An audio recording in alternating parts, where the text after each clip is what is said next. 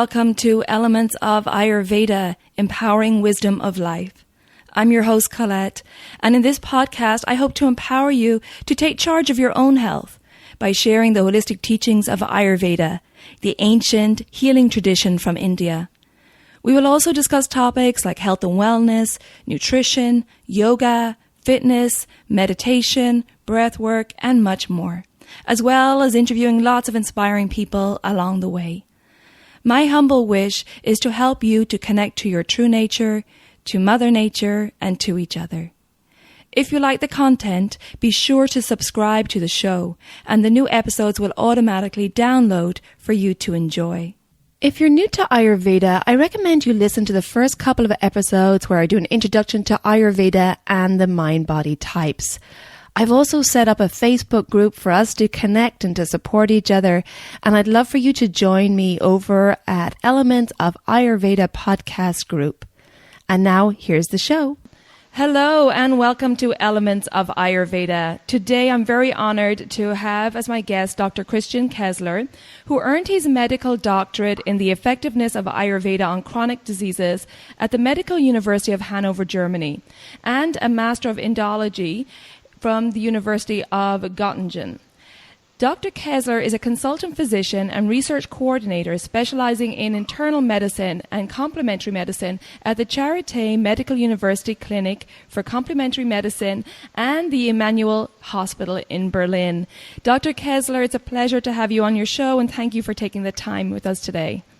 Welcome. Hi. Hello. So you have studied vastly, obviously, in Ayurveda. You have your master's in Ayurveda on chronic diseases, and also the study of indology. Can you tell us a little bit about how you started to begin studying Ayurveda and what indology is?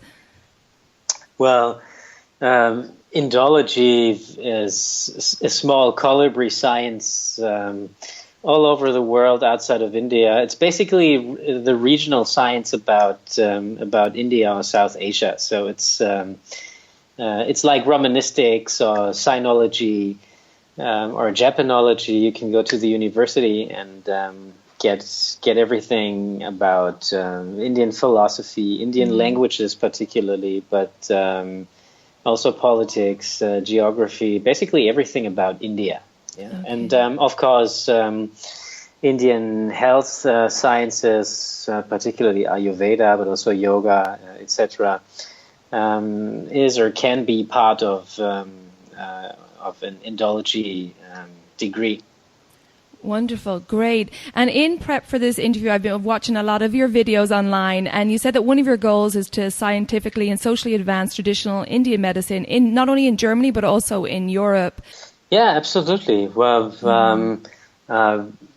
we try whatever we can within the context of complementary and integrative medicine research to advance whatever we're researching on. If we, can find good evidence that it's effective in the treatment of chronic diseases or whatever disease or condition we're looking at, and if we come to the conclusion based on sound scientific results, then of course I see that as my duty to communicate that, to disseminate that across the medical research community, and that's what we have been doing for the past years and decades at our institutes, not only for Ayurveda but for mind-body medicine, for fasting, for traditional European medicine, for phytotherapy, for traditional Chinese medicine, particularly acupuncture. So, I'm not a lone rider. I'm part of a big institute, a well-established research institute at continental Europe's biggest medical faculty. And, Ayurveda is just part of our portfolio, but, it's my main area of interest. Yes, absolutely. And this is why I really want to get into a discussion today with a research study that you recently undertook that was just published in PubMed, aimed to evaluate the effectiveness of Ayurvedic treatment compared to conventional conservative care for knee osteoarthritis patients. So I'd love for you to tell us about, first of all, what is knee osteoarthritis for people out there, and how does Ayurveda look at that? Like, what is the cause of this? And then let's get into discussion about this research study, because it's very exciting. Well, knee osteoarthritis is a very common disease. It's a degenerative disorder of the knee joints, and most of you listening will know several people who are suffering from knee pain. And particularly in the elderly, knee osteoarthritis is the most common reason for having knee pain. That disease is of high global prevalence, and it creates an enormous financial burden to healthcare systems worldwide. So that was the main reason that we chose this particular disease for a trial, a randomized controlled trial on Ayurveda. And the other reason is that Ayurveda, from its own perspective, considers osteoarthritis and as a disease that can be treated very well with a multimodal Ayurveda approach. So those were the two main reasons to choose knee osteoarthritis. And then we were very lucky that the Indian government, the Ayush department, so the Ayurveda department, which has now been upgraded a couple of years back to a ministry, the Ayush ministry. And we had the luxurious situation then that we could conduct a well-designed randomized controlled trial on the effectiveness of Ayurveda in comparison to conventional care on osteoarthritis, which has now been published, and the results are quite surprising. Even to us, it's quite surprising to see how effective a complex whole systems Ayurvedic approach actually is, and that it is not only effective for itself, but that it is also seems to be more effective than the conventional care approach for osteoarthritis. So amazing.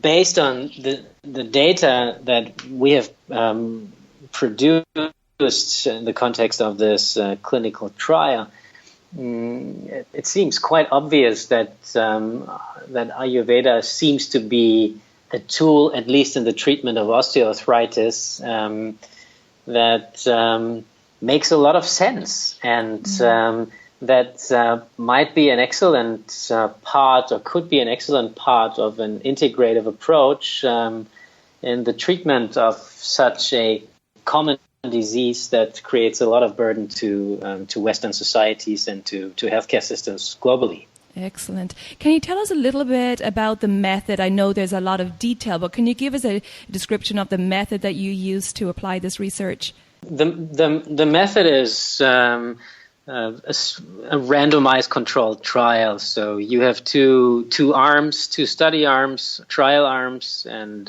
one group, half of the participants received complex Ayurveda care, and the other half received complex conventional care. And we randomized patients into the groups, and then patients received treatment in both groups over a period of 3 months. And with 15 appointments for each patient in both of the groups. And as I said, the Ayurveda group followed the Ayurveda concept, and the conventional group followed the guideline-based conventional concept for the treatment of knee osteoarthritis. And the main outcome was measured after 3 months with internationally validated inventories, questionnaires, which are standard tools in osteoarthritis research. The so-called WOMAC score, Western Ontario McMaster Osteoarthritis Index. And also a number of other outcomes were measured, quality of life, pain inventories. But the main outcome was the WOMAC index after 3 months. And then we also followed up on our patients after 6 months and 12 months to find out more about long-term effects. And wherever we looked at whatever time point we measured, we found that Ayurveda was extremely effective. And interestingly, the conventional treatment was also very effective. So actually both groups showed to be effective. But the effect of the Ayurveda group was almost double the size as the effect of the conventional group. So we had the fantastic scenario that we had that we could observe two very effective treatments, so the conventional treatment and the Ayurveda treatment. But interestingly, the difference, the magnitude of the effect was even much larger in the Ayurveda group. So we can say that both conventional and Ayurvedic treatments were excellent in the context of this trial, but the Ayurveda therapy obviously led to an even bigger treatment effect, and not only after 3 months, but also in the long-term follow-up after 6 months and 12 months, this was still very visible. So another very important information, because when you measure things, it's not only important that you measure something or that you observe an effect, but from a clinical perspective and from a sustainability perspective, it's obviously very important to see and to check whether whatever you have been doing is still effective after some time and after having stopped your treatment. Because if you look at chronic diseases, it's not only important to see whether something works in short or midterm, but whether it has sustainable effects. Absolutely. And, obviously, that seems to be the case in multimodality Ayurveda treatment and knee osteoarthritis. Fantastic. Would be very careful with transferring this to other diseases. This happens many times, and I don't think it makes a lot of sense from a researcher's perspective. We have to remain with osteoarthritis or with knee osteoarthritis so far. But this could be a template. The design that we have chosen could be a template for future clinical trials on Ayurveda, on other disease entities and other health-related questions. And the results we have produced only give us information on Ayurveda and knee osteoarthritis so far. And even if I, as an Ayurveda practitioner, would be convinced that that this is probably also the case for many other questions. As a researcher, I can only say, we have performed this trial on knee osteoarthritis, and the information, can only be given on that particular subject for now. Absolutely, yeah. And you described there how, this multimodality approach that Ayurveda uses, and that this can perhaps benefit Western medicine as well. And I've heard you describe before Ayurveda as it's not just a tool, but a toolbox. So can you tell us a little bit about the multimodality approach you used in this research study for the Ayurveda treatment, please?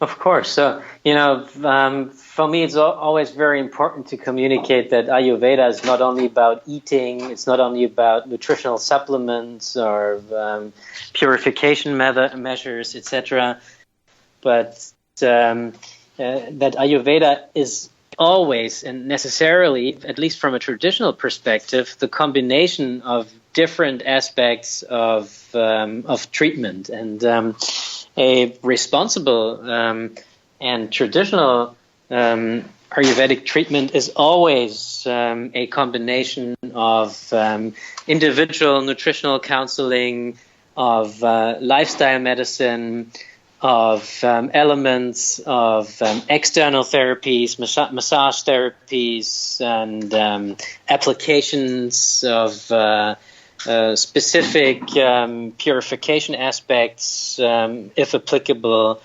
of aspects of disease-specific yoga postures, of meditative tools, if applicable. So Ayurveda is not only a pill or a specific way of eating, but Ayurveda is a whole systems approach. It's a system of medicine that that for itself feels responsible for health and disease in general, like any other system of medicine. So the same is true for traditional Chinese medicine. Sometimes this is easier to understand if you use the example of traditional Chinese medicine and acupuncture. Acupuncture would be one of the main tools, but the toolbox is traditional Chinese medicine.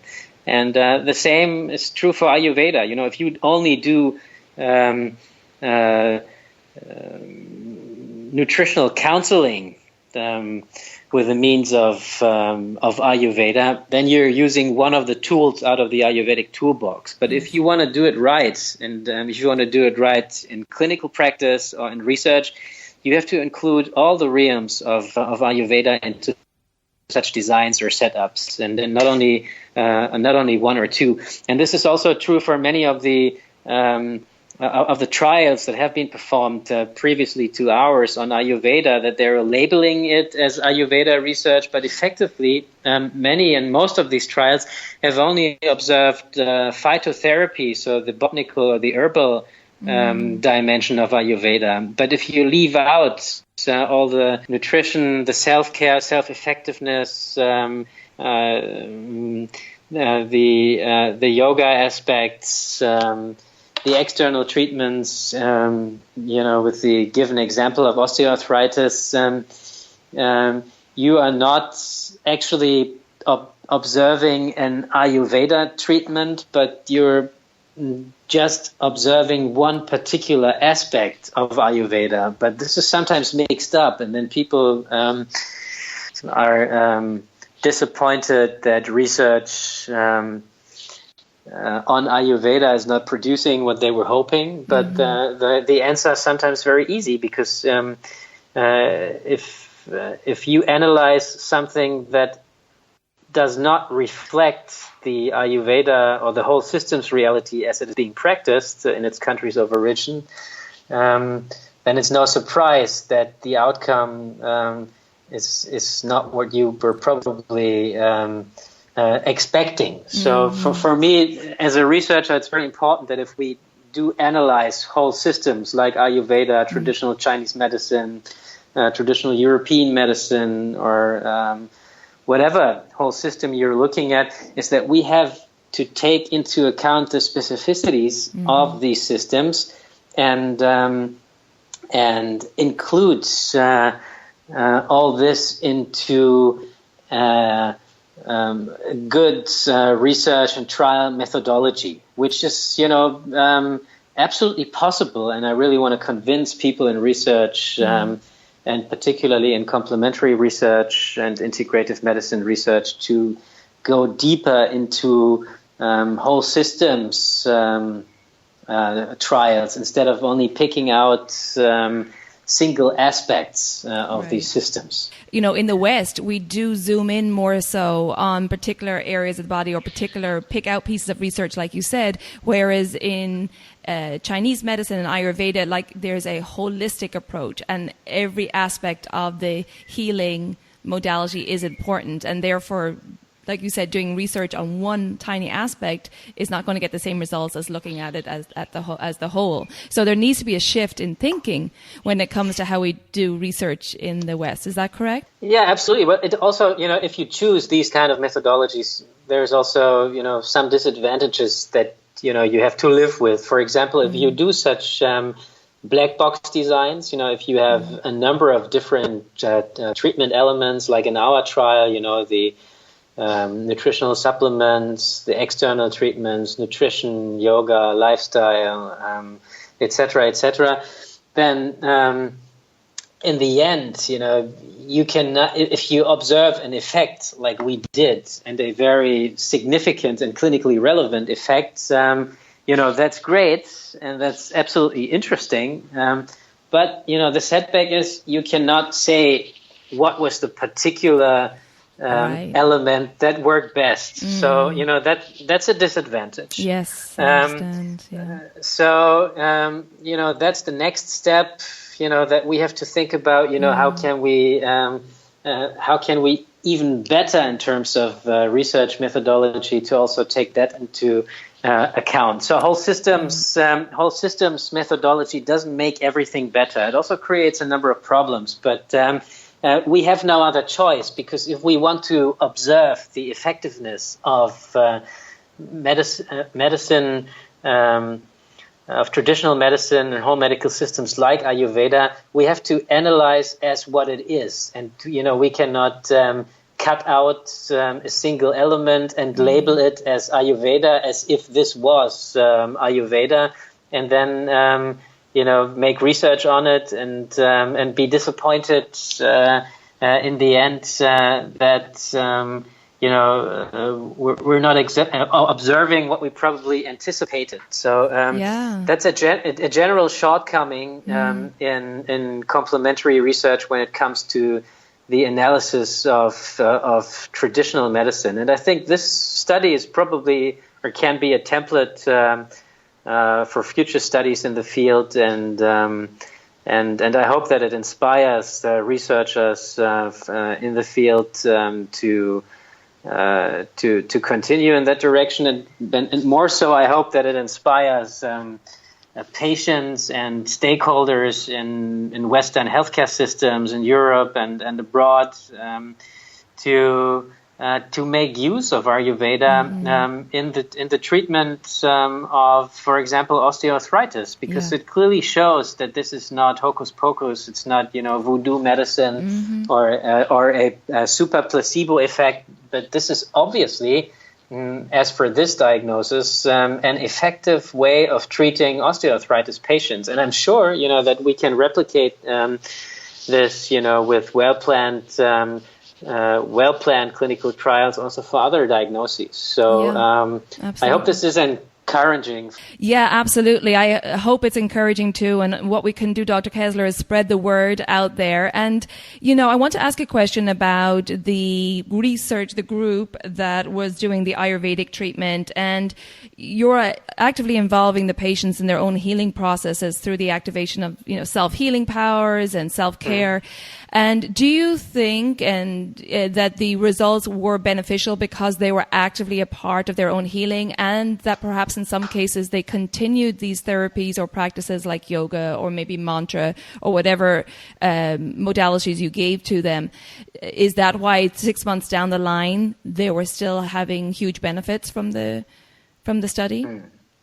Absolutely. It's interesting that you asked this question, because personally I think that this is actually one of the main reasons why we see such sustainable treatment effects, even 9 months after people have stopped the active treatments after 3 months. So even 12 months after the commencement of the study, we see very sustainable effects, and I'm absolutely convinced that this is due to the active involvement of patients in their own treatment, by performing self-massages, by changing their lifestyle, by changing their dietary habits, by performing regular knee yoga postures, etc., etc., etc. So, in many ways, it was like a boot camp for self-effectiveness in the case of knee osteoarthritis patients. And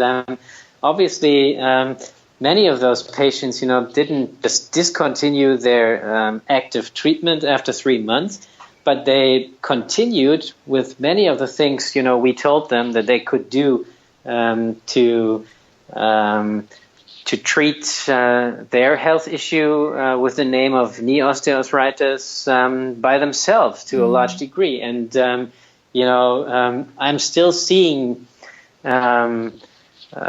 patients from this trial. The first patients, they started 8 years back, and they were told by their orthopedic surgeon, that they would require a knee replacement. Oh my goodness! And I still have patients from this trial, early patients from this trial, who still haven't received it. And if I ask them why, then then they're telling me, okay, because I'm doing all these things now. I'm taking care of myself. I have a different lifestyle. I eat differently. I do yoga daily. I do this and that, and I massage myself, my knee, and that's very fascinating to see how far you can go with activating self-effectiveness, with discovering patient potentials for self-healing, however you want to call it.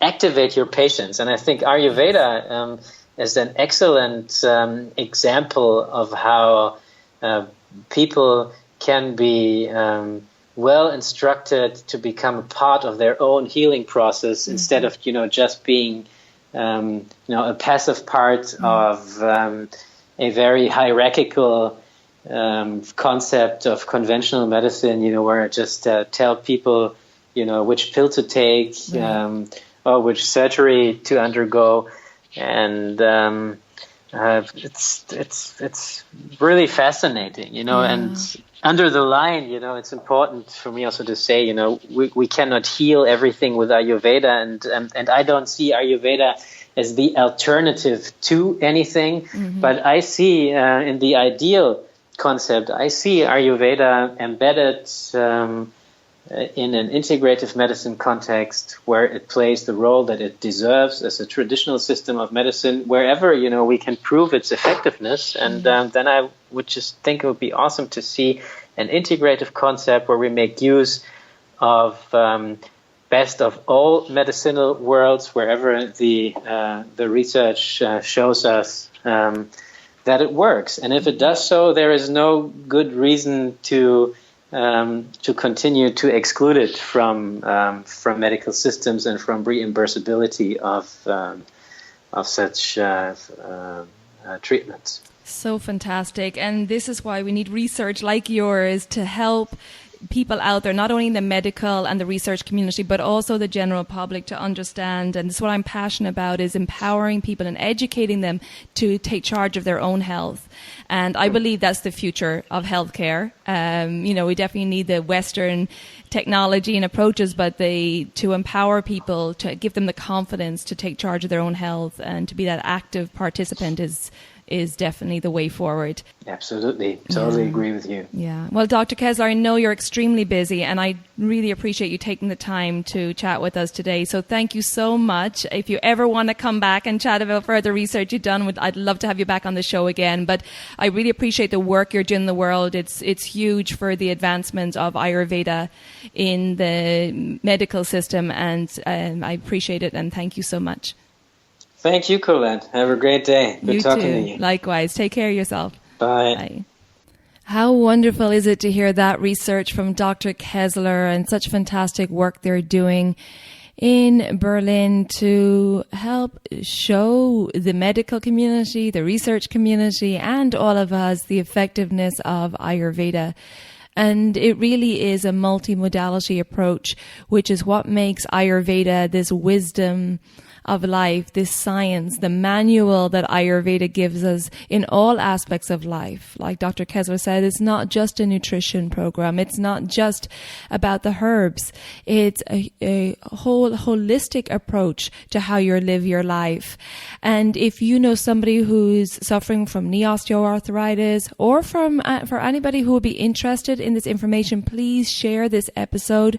It's important that we get this message out to the different communities and that people understand that Ayurveda and being an active part in your own healing is a really wonderful experience and very beneficial. Now we know it has a huge effect on the healing of the body. And if you're interested in getting further into Ayurveda and having a consultation, please contact me. I'll put a link in the show notes here, or go to my website, elementshealingandwellbeing.com. That's elements with an S, healing, A-N-D, wellbeing.com.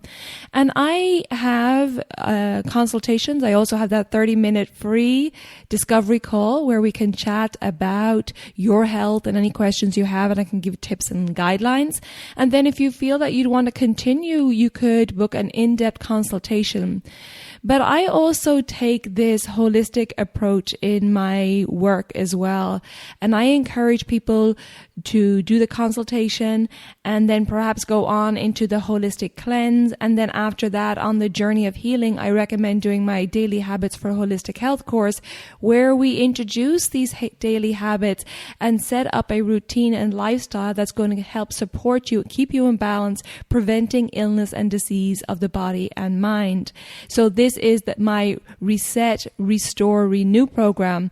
Now, if you feel that you don't want to do the whole program, you can, of course, break it down into just the consultation, maybe the consultation and the cleanse, or maybe just the Daily Habits course. You can do the a la carte menu, or you can do the whole program. All the information is available on my website, but also, please remember that 30-minute free discovery call, which we can do online. I can give you a free link to connect with, and I can answer any questions you may have. If you're enjoying this information, if you're finding it beneficial, I'm going to ask you to do me a favor.